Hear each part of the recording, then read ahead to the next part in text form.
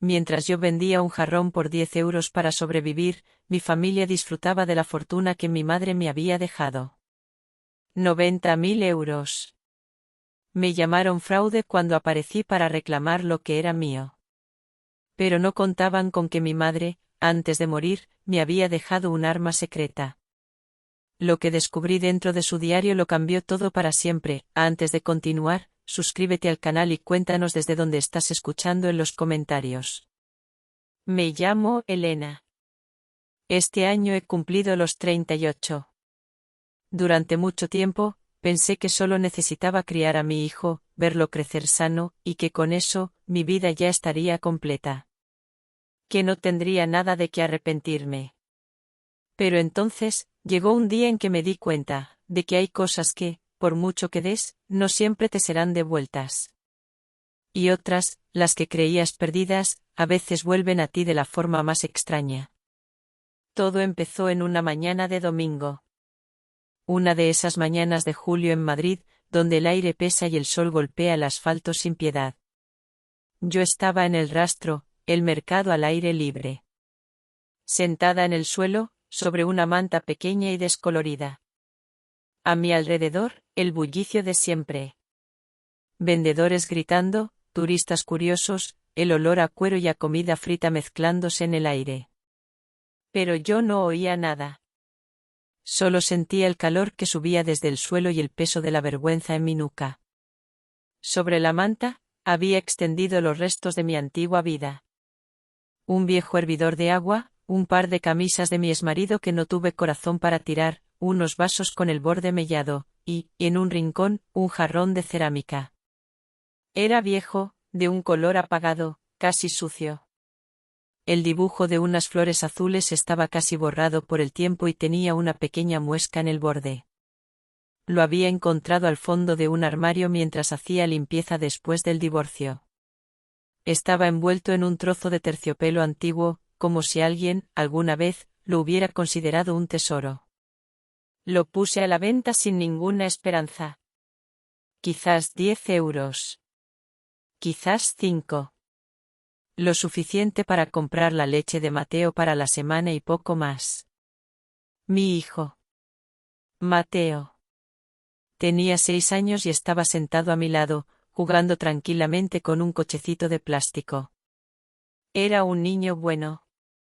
Demasiado bueno. Entendía las cosas sin que yo tuviera que explicárselas. Sabía que mamá no tenía dinero. Sabía que no podía pedir nada. La noche anterior, antes de dormir, se había acercado y me había puesto unas monedas en la mano. Eran sus ahorros de la hucha.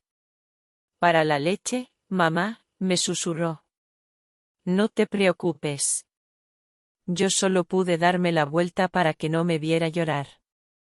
Estaba perdida en esos pensamientos cuando una sombra se detuvo frente a mi manta. Levanté la vista. Era un hombre mayor, de unos 70 años. Vestía de forma sencilla pero impecable. Una camisa blanca, bien planchada, y un sombrero de paja. Sus ojos se posaron directamente en el jarrón. No le di importancia. Nadie le había prestado atención en toda la mañana. Pero él se agachó.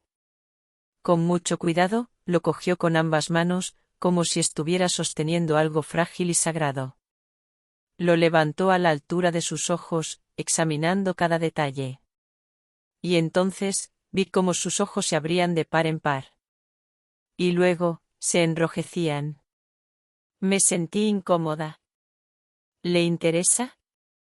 Pregunté, con la voz algo ronca. Lo vendo por 10 euros. Tiene un golpe en el borde, ¿sabe? El hombre no respondió. No apartaba la vista del jarrón. Luego, lentamente, bajó la mirada y me miró a mí. Me miró fijamente, con una intensidad que me heló la espalda. Eran unos ojos profundos, llenos de algo que no pude nombrar. Parecía asombro. Parecía dolor. Parecía reconocimiento.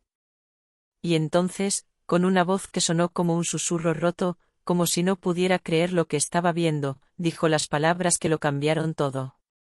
Por fin, dijo. Por fin encontré a la dueña. Yo me quedé sin aire. ¿Perdón? ¿Qué ha dicho? El hombre pareció darse cuenta de mi confusión. Dejó el jarrón suavemente sobre la manta, se incorporó y sacó la cartera. Sin preguntar, sacó varios billetes. Eran grandes. Demasiado grandes. Me los puso en la mano. Conté 500 euros. Mi corazón empezó a latir con fuerza. Señor, esto es demasiado, tartamudeé, intentando devolvérselos. El jarrón no vale esto. De verdad. No sé ni de dónde salió. Él no aceptó el dinero de vuelta. Solo negó con la cabeza, con los ojos todavía llenos de lágrimas. Usted no sabe quién es, dijo en voz baja. Pero yo sí. Hizo una pausa, y añadió. Yo era un sirviente de su casa. Me quedé de piedra. Usted, se equivoca de persona. Mi nombre es Elena. Él volvió a negar, con una tristeza infinita en la mirada. Se quedó un momento más en silencio, mirándome, como si quisiera grabar cada rasgo de mi cara en su memoria. Luego, cogió el jarrón con el mismo cuidado que antes y se dio la vuelta. Si me lo permite, dijo, antes de irse, volveré en unos días. Necesito contarle la historia de este jarrón. ¿Y la suya? Y se fue, perdiéndose entre la multitud. Yo me quedé allí, de rodillas sobre la manta, con el dinero en la mano. El sol seguía quemando. La gente seguía gritando. Pero para mí, el mundo se había detenido. Un jarrón que iba a vender por 10 euros. Un hombre que me llamaba por un nombre que no era el mío. Y una frase que no dejaba de resonar en mi cabeza. Pasaron 3 días. 3 días en los que los 500 euros que aquel hombre me dio seguían en el mismo sobre, escondidos debajo del colchón. No me atrevía a tocarlos. Parecían quemar. Cada vez que Mateo me pedía algo, yo pensaba en ese dinero. Pero algo me frenaba. Era un dinero que no entendía, que venía de una historia que no era la mía. O eso creía. Mi mente no dejaba de dar vueltas. ¿Un sirviente? ¿Isabel? Eran palabras de una novela, no de mi vida.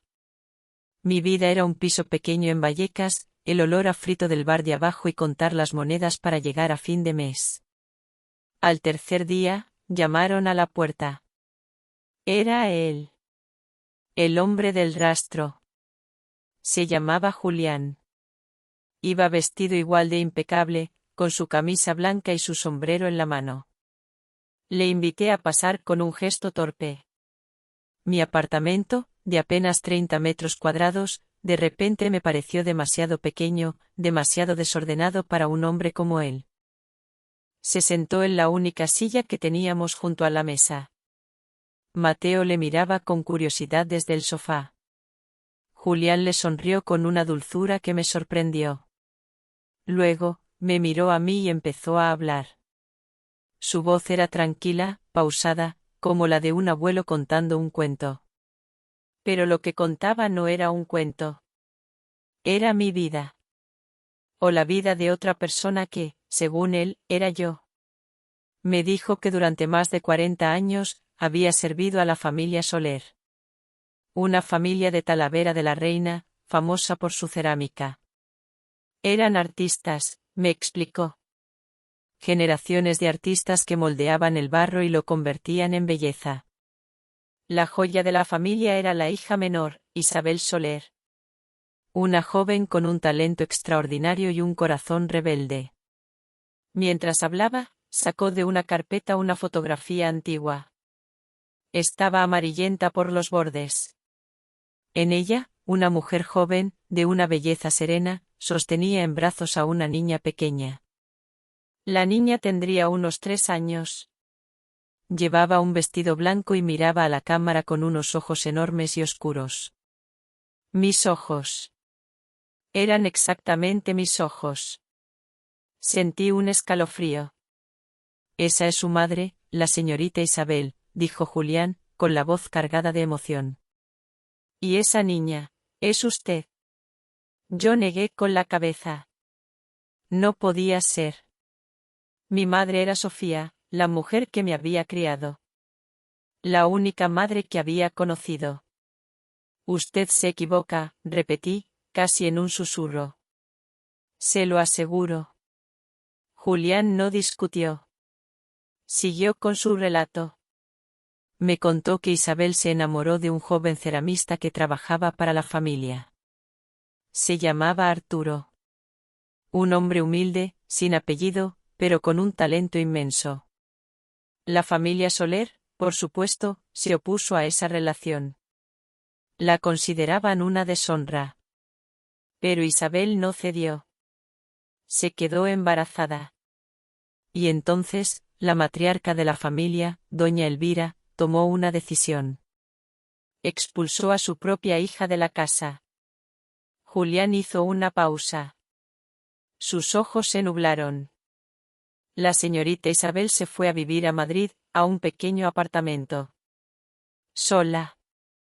Fue muy valiente. Yo la ayudaba en secreto, le enviaba algo de dinero cuando podía. Y entonces, nació usted. Le puso su propio nombre. Isabel. Era la niña más bonita que había visto nunca. Y su madre la adoraba. El jarrón, me explicó, fue el primer regalo que Arturo le hizo a Isabel. Lo moldeó con sus propias manos, sin torno, y pintó en él unas flores azules, las favoritas de ella. Isabel lo guardaba como su mayor tesoro. Era el símbolo de un amor prohibido y de la pequeña familia que habían formado. ¿Y qué pasó? Pregunté, a pesar de mí misma. La historia me estaba atrapando. La voz de Julián se quebró. Un día, cuando usted tenía poco más de 3 años, su madre la llevó a la estación de Atocha para ir a visitar a unos amigos. En un momento de descuido, entre la multitud, usted desapareció. Se perdió. Isabel casi se volvió loca. La buscó durante días, semanas, años. Pero nunca más la encontraron. Se esfumó. Como si la tierra se la hubiera tragado. Me quedé en silencio, intentando procesar todo aquello. Una niña perdida. Una madre desesperada. Era una historia terriblemente triste. Pero no era mi historia. No podía serlo. Es una coincidencia, dije, más para convencerme a mí misma que a él. Los ojos, puede ser una casualidad. Julián me miró con una infinita paciencia. Hay algo más, dijo, en voz muy baja. Algo que su madre me contó. Algo que solo nosotros dos sabíamos. Se inclinó un poco hacia mí. Usted tiene una pequeña marca de nacimiento, con forma de media luna, detrás de la oreja izquierda. Igual que su madre. Mi mano, por instinto, voló hacia mi cuello. Mis dedos rozaron la piel detrás de la oreja. Y la encontraron. La pequeña marca, la suave curva que había estado allí toda mi vida. La que siempre había considerado un simple lunar sin importancia. El mundo a mi alrededor dejó de girar. La silla, la mesa, la voz lejana de Mateo jugando. Todo desapareció. Solo quedaba la certeza fría y abrumadora de esa pequeña marca en mi piel. Una marca que, de repente, lo explicaba todo. Y no explicaba nada. Salí del apartamento de Julián como una autómata. No recuerdo el camino. Solo sé que necesitaba ver a mi madre. A Sofía. La mujer que yo llamaba mamá. La encontré en la cocina de su casa, una cocina pequeña y humilde que siempre olía a guisos caseros y a cariño. Estaba limpiando unas lentejas, con la espalda encorvada por los años. No dije hola. No pude. Me quedé de pie en el umbral de la puerta, mirándola.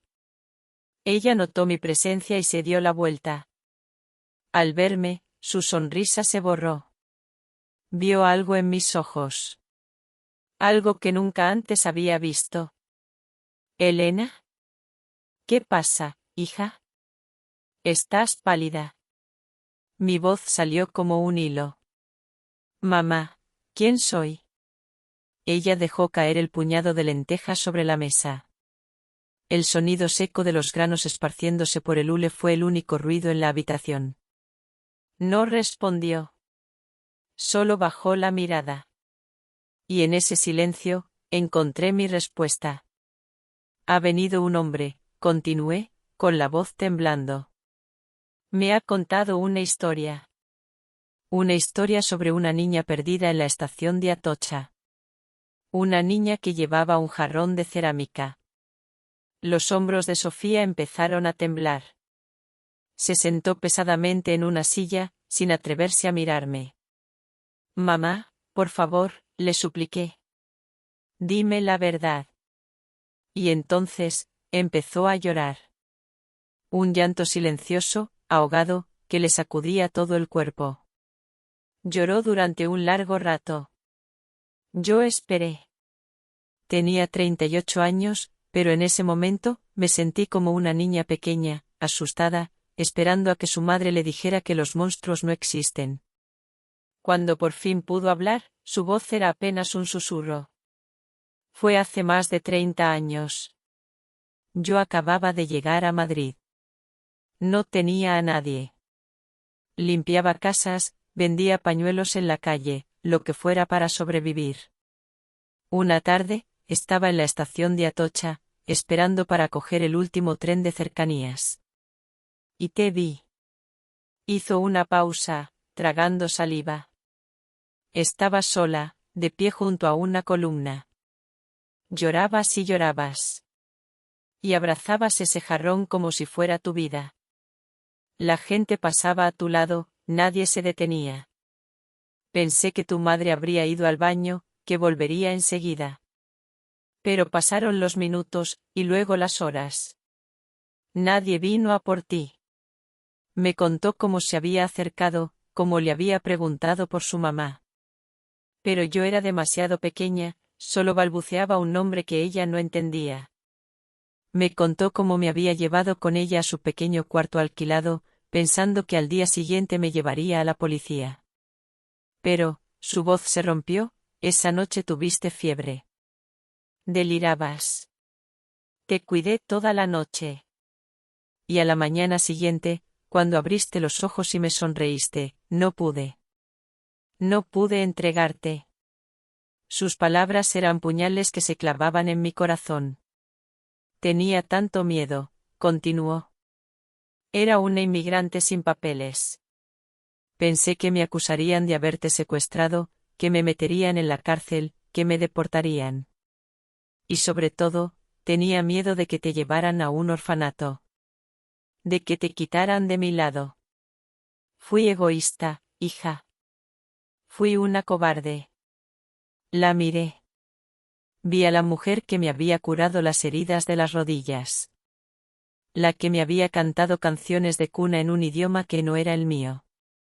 La que había trabajado de sol a sol para que a mí no me faltara un plato de comida. La que había sacrificado su vida entera por una niña que no era suya. Me arrodillé a su lado y la abracé con todas mis fuerzas. Ella se aferró a mí, llorando sobre mi hombro. Mi ira, mi confusión, todo se desvaneció. Solo quedó un amor inmenso y una profunda compasión. Yo no te di la vida, hija, sollozó en mi oído. Pero te entregué la mía. Lo sé, mamá, le respondí, con las lágrimas corriendo por mis mejillas. Lo sé. Tú eres mi madre. Siempre lo serás. Nos quedamos así, abrazadas, en el suelo de aquella cocina humilde. Dos mujeres unidas no por la sangre, sino por algo mucho más fuerte. El amor. El sacrificio. Y un secreto que, por fin, había salido a la luz. La historia de Julián era cierta. La niña perdida era yo. Y mi vida, tal y como la conocía, acababa de romperse en 1000 pedazos. La historia de mi madre Sofía me dejó el corazón roto y a la vez lleno de calor. Si usted estuviera en mi lugar, ¿sentiría rabia o gratitud hacia la mujer que le crió? Comparta su opinión en los comentarios, por favor. Me encantaría leer sus historias y puntos de vista. Si todavía me escucha, ayúdeme comentando con el número 1, para saber que tengo amigos acompañándome en este viaje. Su presencia es el mayor aliento para seguir contando la última parte, en nuestro canal Corazones de Millonarios.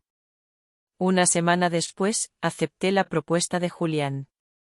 Me llevó al apartamento donde mi madre, Isabel, había vivido sus últimos años. Estaba en el barrio de Salamanca, un mundo completamente diferente a mi pequeño piso de Vallecas. Era un edificio antiguo, señorial, con un portal de mármol y un ascensor de madera y hierro forjado. Julián sacó una llave de su bolsillo, una llave vieja y pesada. El sonido que hizo al girar en la cerradura pareció despertar algo muy antiguo dentro de mí. La puerta se abrió con un leve quejido. El interior estaba en penumbra, cubierto por una fina capa de polvo que lo envolvía todo como un sudario. Olía a cerrado, a tiempo detenido. Olía a polvo y a un perfume muy leve, casi imperceptible, de flores secas. De jazmín. Julián no entró. Se quedó en el umbral. Ella falleció aquí hace 5 años, dijo en voz baja. Desde entonces, vengo una vez al mes a ventilar un poco. Nadie más ha entrado. La he mantenido tal y como la dejó. Esperando. Entré, sola. Mis pasos resonaban en el silencio. La luz que se filtraba por las persianas dibujaba largas rayas doradas en el suelo de madera. Todo estaba cubierto con sábanas blancas, como fantasmas dormidos. Con la mano temblorosa, levanté la sábana que cubría un sofá. Era de terciopelo verde. Al lado, una pequeña mesa con un libro abierto, boca abajo, como si su lectora solo se hubiera levantado un momento para ir a buscar un vaso de agua. Caminé por el pasillo. Había un pequeño estudio, con un caballete, pinceles y bocetos de cerámica esparcidos por una mesa. Y al fondo, un dormitorio. Era sencillo. Una cama de madera oscura, un armario y un balcón. Me acerqué al balcón y abrí las puertas de cristal. El aire fresco de la tarde entró en la habitación. Y entonces lo vi. En una maceta de terracota, reseca por el tiempo, estaban los restos de una planta. Un arbusto de flores blancas. Un jazminero. Era la misma planta que a veces aparecía en mis sueños, sueños que yo nunca había entendido. Julián me había dicho que mi madre había muerto sola. Que después de mi desaparición, nunca volvió a tener pareja. Que vivió el resto de su vida con esa herida abierta. Me senté en el borde de la cama. El colchón se hundió bajo mi peso. Sentí una conexión extraña, casi dolorosa, con esa mujer a la que no conocí. La mujer que me dio la vida. Al pie de la cama, había un baúl de madera oscura. Lo abrí. El olor a naftalina y a recuerdos me golpeó con fuerza. Dentro, todo estaba ordenado con un cuidado infinito. Unos patucos de lana blanca. Un vestidito de hilo. Un par de zapatitos de tela, tan pequeños que cabían en la palma de mi mano. En la suela, bordado con hilo rojo, había un nombre. Isabel. El nombre que me había puesto.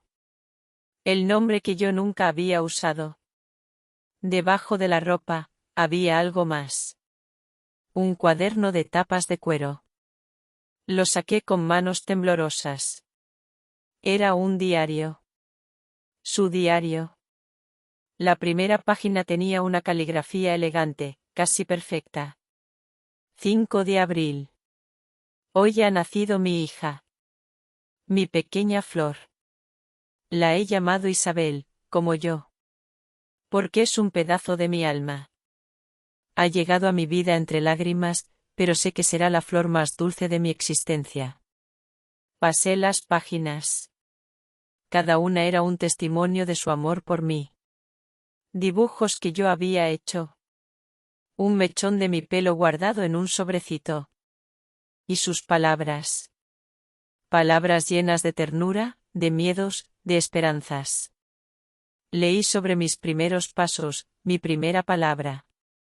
Leí sobre su amor por mi padre, Arturo.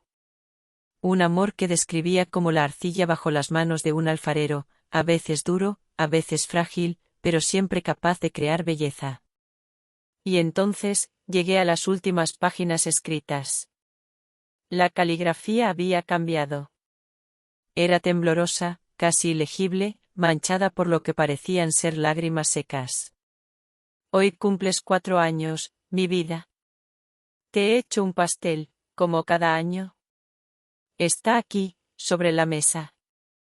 Pero la silla está vacía. Te recuerdo en la estación, tu manita soltándose de la mía. Un segundo. Solo fue un segundo. Y te perdí.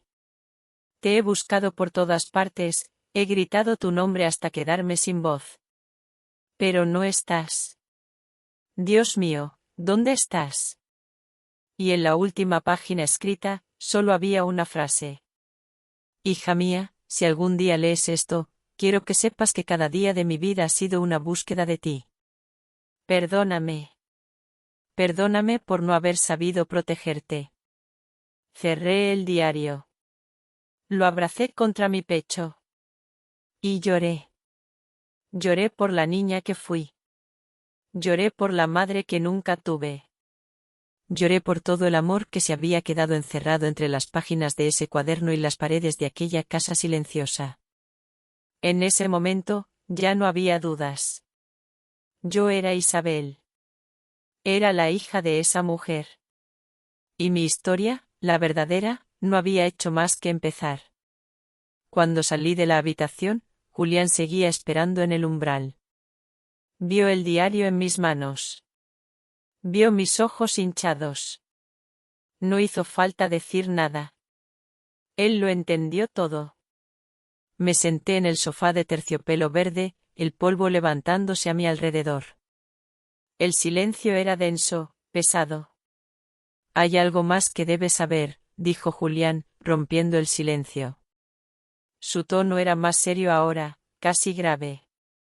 Me contó que, aunque mi madre vivió de forma modesta, no era pobre.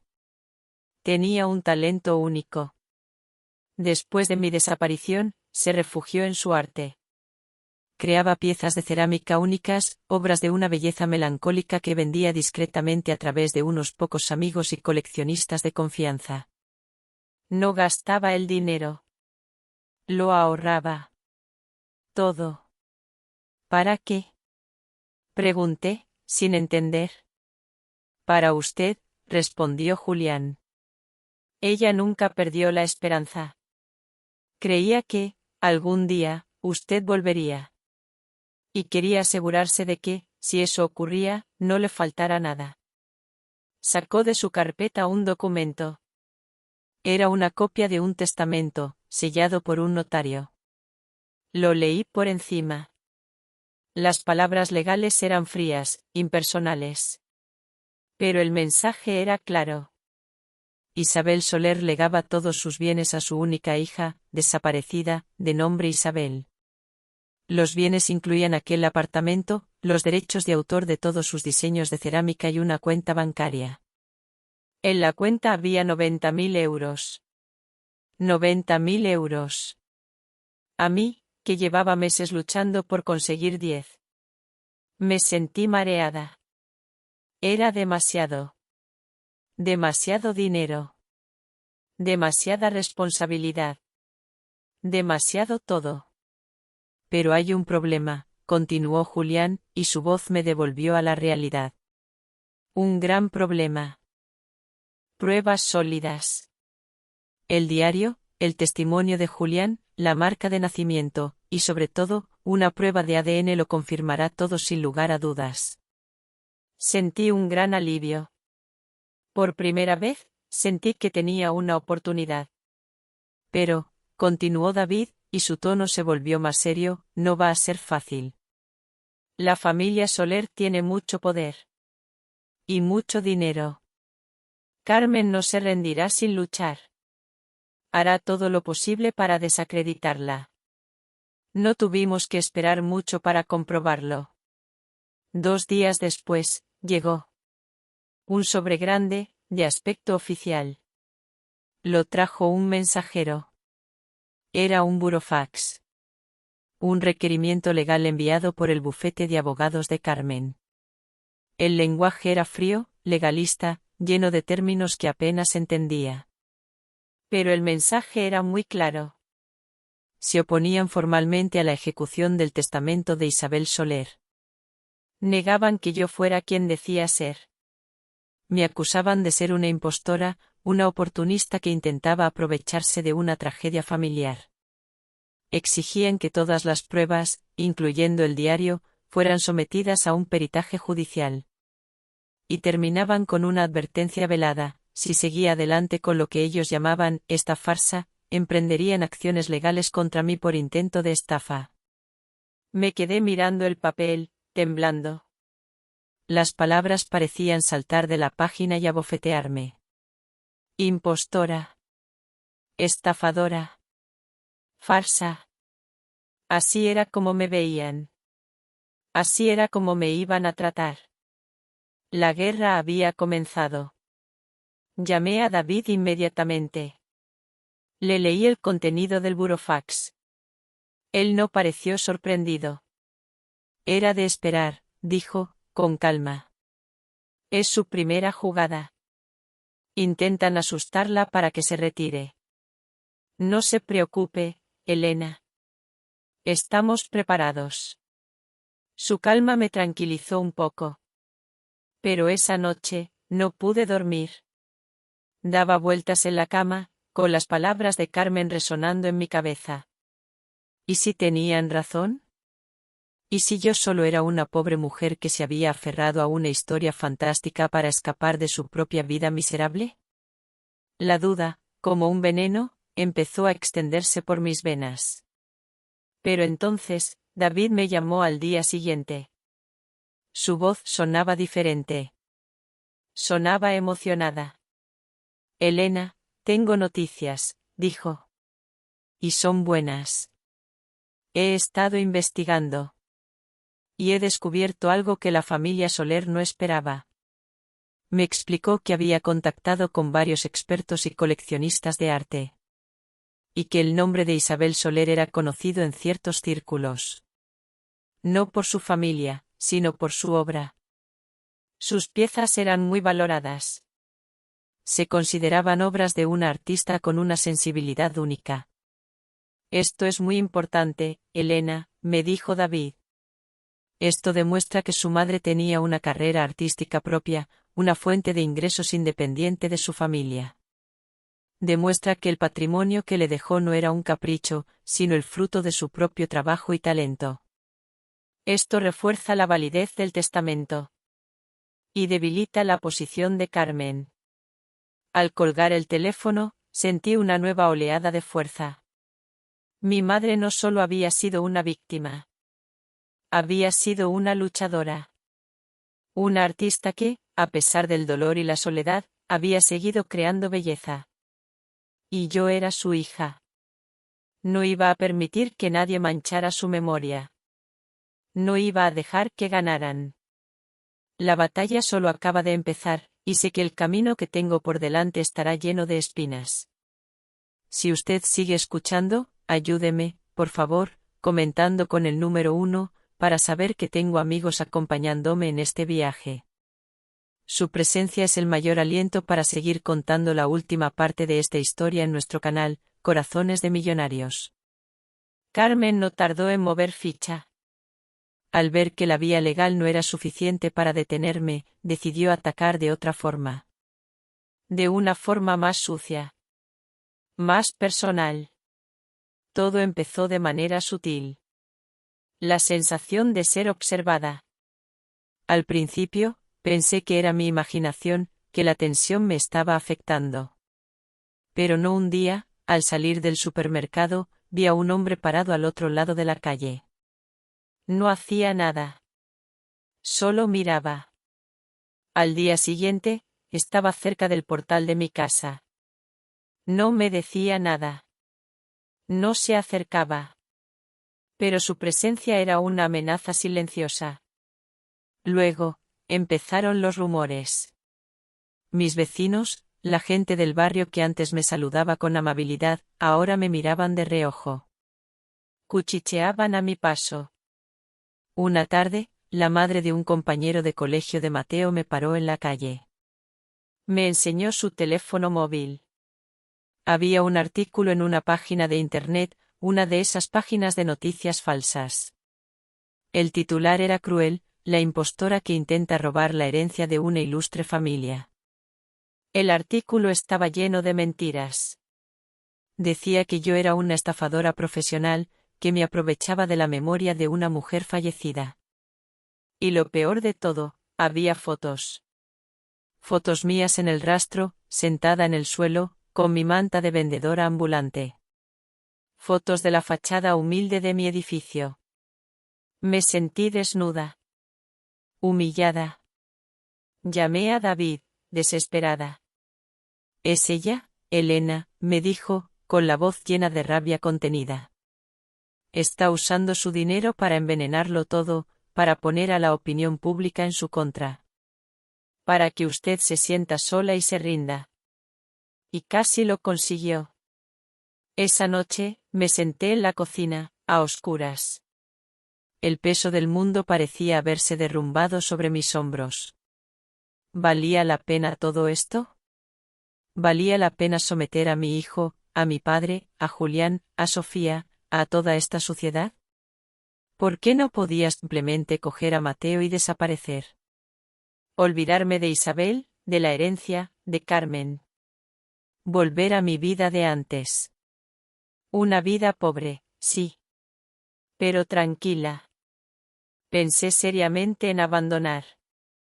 En llamar a David a la mañana siguiente y decirle que se había acabado. Que me rendía. Pero entonces, llegó el golpe final. El que lo cambió todo. Fue a la mañana siguiente. Estaba esperando a Mateo en la puerta del colegio, a la hora de la salida. Había mucha gente, el ruido habitual de padres llamando a sus hijos, niños gritando. De repente, sentí un empujón. Un hombre, alto y corpulento, con una cazadora de cuero, había chocado conmigo a propósito. Tenga cuidado, le dije, molesta. Él se inclinó hacia mí. Su aliento olía a tabaco. Me sonrió, una sonrisa fría, sin alegría. Y me susurró al oído, con una voz que era puro veneno. Los niños se pierden con facilidad en una ciudad tan grande. Y sin más, se dio la vuelta y se perdió entre la multitud. Me quedé paralizada.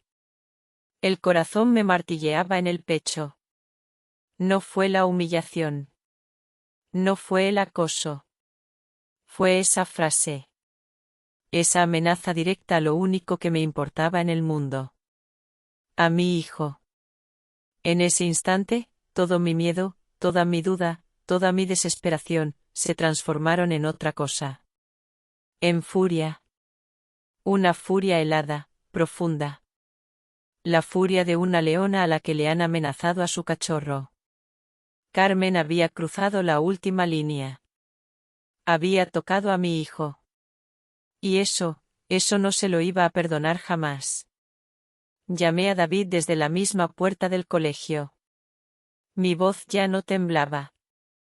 Era firme. Dura como el acero. David, le dije. Se acabó el tener miedo. Vamos a por ellos. Con todo. Ya no se trataba de la herencia. Ya no se trataba de mi madre. Ahora, se trataba de Mateo. Se trataba de demostrarle a esa mujer que hay cosas que el dinero no puede comprar. Y que el amor de una madre es una de ellas. El día del juicio llegó. Era una mañana gris de noviembre. El cielo de Madrid parecía un techo de plomo. Entré en los juzgados de la mano de Arturo y Julián. David iba a nuestro lado, con su maletín lleno de documentos. Yo no me sentía nerviosa. Me sentía extrañamente en calma. Llevaba puesto un vestido sencillo, de color blanco. El color favorito de mi madre. Carmen llegó después, rodeada de 2 abogados con trajes caros. Caminaba con la cabeza alta, con una arrogancia que llenaba la sala. Me lanzó una mirada. Una mirada de desprecio. Yo le sostuve la mirada, sin pestañear. Ya no me daba miedo. La sesión comenzó. El abogado de Carmen habló primero. Su voz era elocuente, persuasiva. Pintó un retrato de mí como una mujer astuta, calculadora. Puso en duda cada una de nuestras pruebas. Dijo que el diario podía ser una falsificación. Que el testimonio de Julián era el de un anciano senil y resentido. Que mi parecido físico era una simple casualidad. Que todo era un montaje para robar una fortuna. Cuando terminó, el silencio en la sala era espeso. Sentí las miradas de todos clavadas en mí. Por un momento, volví a sentir esa duda venenosa. ¿Y si nadie me creía? Entonces, se levantó David. Su voz era tranquila, pero firme. No atacó. No levantó la voz.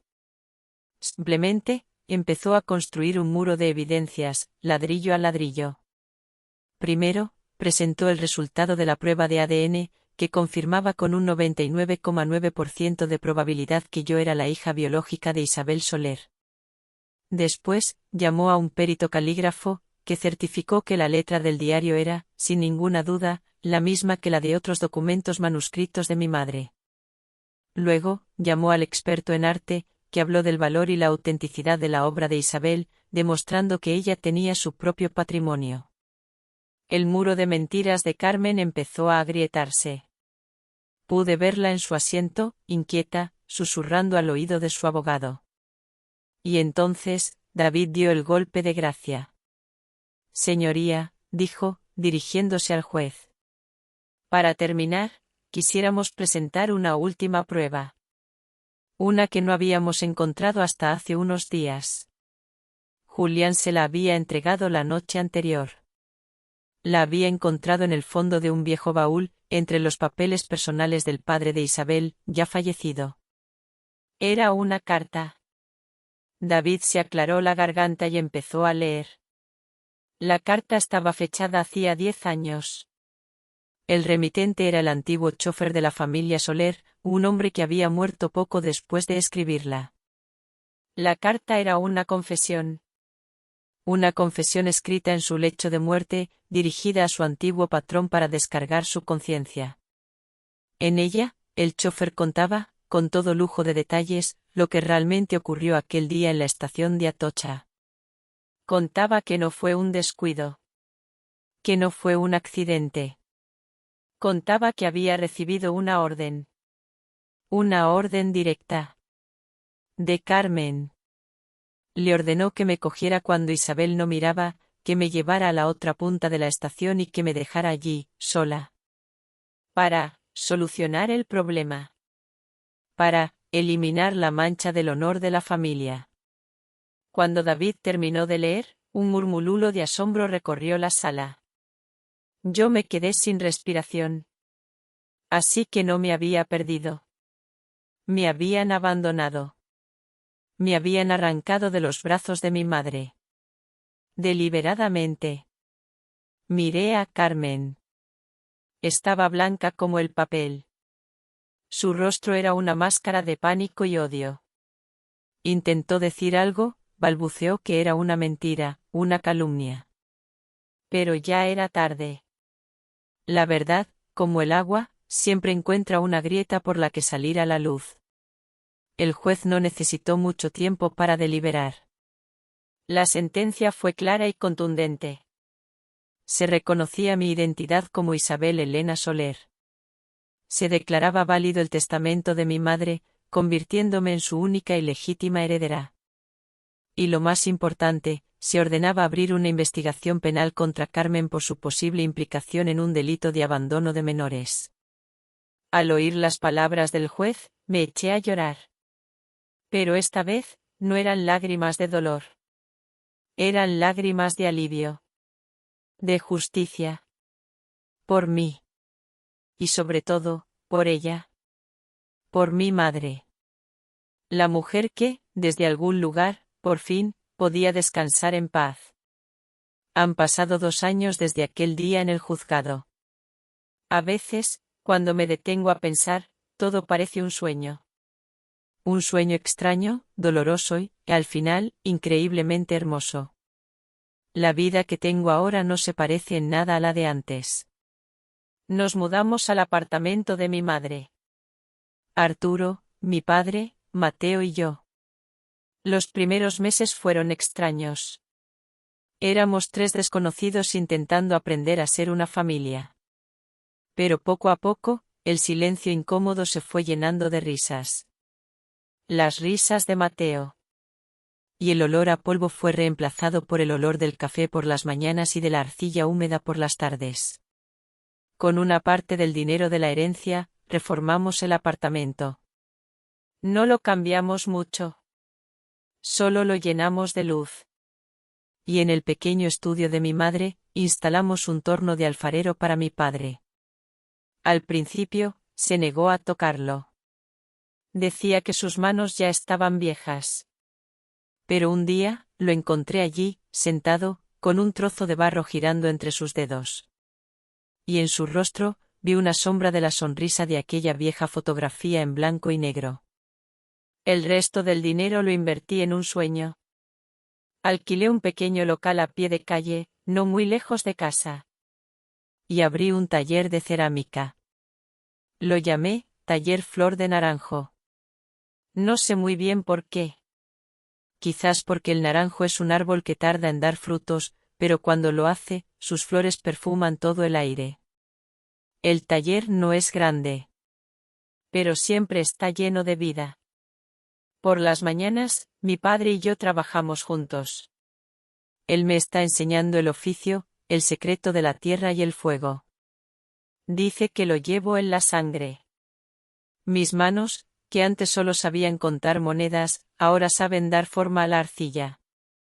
Por las tardes, el taller se llena de niños. Doy clases gratuitas a los niños del barrio. Les enseño a mancharse las manos, a crear cosas con su imaginación. Les veo concentrados, con sus lenguas fuera, intentando hacer un cuenco, una taza. Y en sus ojos, veo una luz que me recuerda a la mía cuando descubrí el diario de mi madre. La luz de alguien que está descubriendo quién es. ¿Y Carmen? La investigación penal siguió su curso. La declararon culpable. Pero debido a su edad y a su estado de salud, no entró en la cárcel. Vive recluida en la vieja casa familiar de Talavera, sola con sus fantasmas. Hace unos meses, recibí una carta sin remitente. Dentro, en un papel elegante, solo había 2 palabras escritas con una letra temblorosa: lo siento. Reconocí su caligrafía. Leí la nota. La doblé. Y la guardé en un cajón. No respondí. No sentía odio. Ya no. Solo una profunda lástima. Entendí que el verdadero castigo para ella no era una celda, sino la soledad que ella misma había sembrado. Aprendí que perdonar, a veces, no es un regalo que le haces al otro. Es un regalo que te haces a ti misma. Es la llave que te permite, por fin, cerrar la puerta del pasado. El viejo jarrón de flores azules, el que vendía por 10 euros en el rastro, ahora ocupa un lugar de honor en el taller, sobre una estantería de madera. Es lo primero que ves al entrar. Está restaurado. La muesca del borde sigue ahí, como una pequeña cicatriz que recuerda su historia. Pero ahora, siempre tiene dentro una rama de flores frescas. Ayer por la tarde, Mateo estaba en el taller. Se acercó al jarrón y lo tocó con cuidado. Mamá, me preguntó, con esa curiosidad infinita de los 7 años. ¿Por qué este jarrón es tan especial? Me agaché a su lado. Lo abracé. Olía a tierra y a felicidad. No es especial por ser valioso, mi amor, le respondí, mientras le acariciaba el pelo. Es especial porque dentro de él cabe una historia de amor. Una historia tan grande, que fue capaz de esperar más de 30 años para poder ser contada. Él sonrió, sin entenderlo del todo. Pero no importaba. Ya tendría toda una vida para comprenderlo. Miré a mi hijo. Miré a mi padre, que nos observaba desde su torno con una sonrisa tranquila.